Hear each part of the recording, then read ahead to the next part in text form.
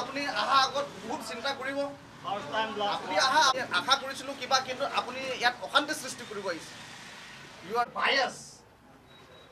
you are not considered as an this is what we the youths of Karbi Anglong want to say you before coming here you kindly clear yourself we have no trust on your leadership coming here to insult the this is for you you are an ISI agent.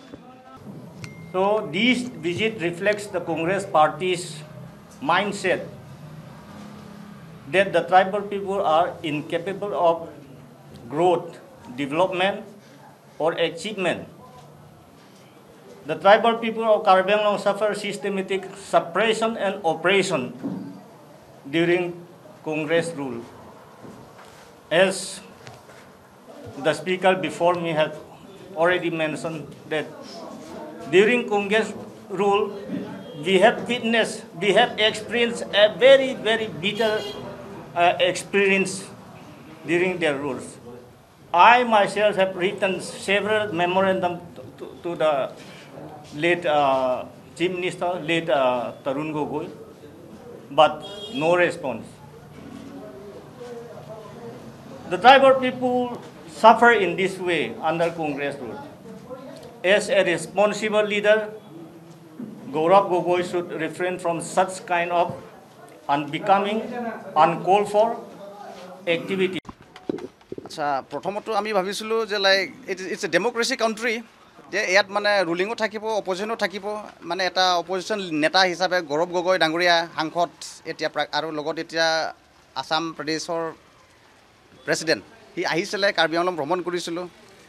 মানে আমি বিচাৰিছিলোঁ যে like তেখেতে মানে এটা বুদ্ধিজীৱী বুলিয়ে ভাবি লৈছিলোঁ ইণ্টেলেকচুৱেল যিহেতু মানে সি এতিয়া দায়িত্বত থকা এটা সাংসদ হিচাপে কিন্তু আমি এনেকৈ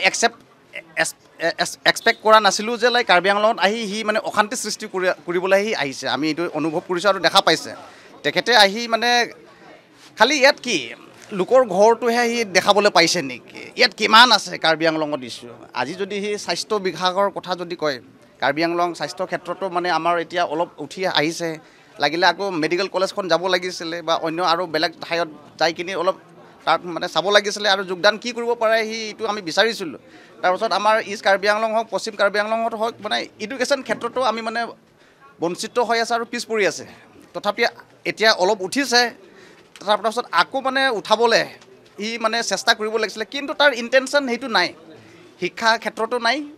আৰু স্বাস্থ্য ক্ষেত্ৰতো নাই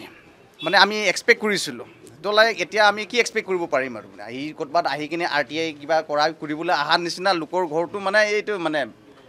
খালি কাৰ্বি আংলঙত আমি ট্ৰাইবেল হিচাপে আমি অনুভৱ কৰিছোঁ যে লাইক মানে আমি কি ইয়াত ঘৰ বনোৱা কিবা পাপ নেকি বনাব নোৱাৰে নেকি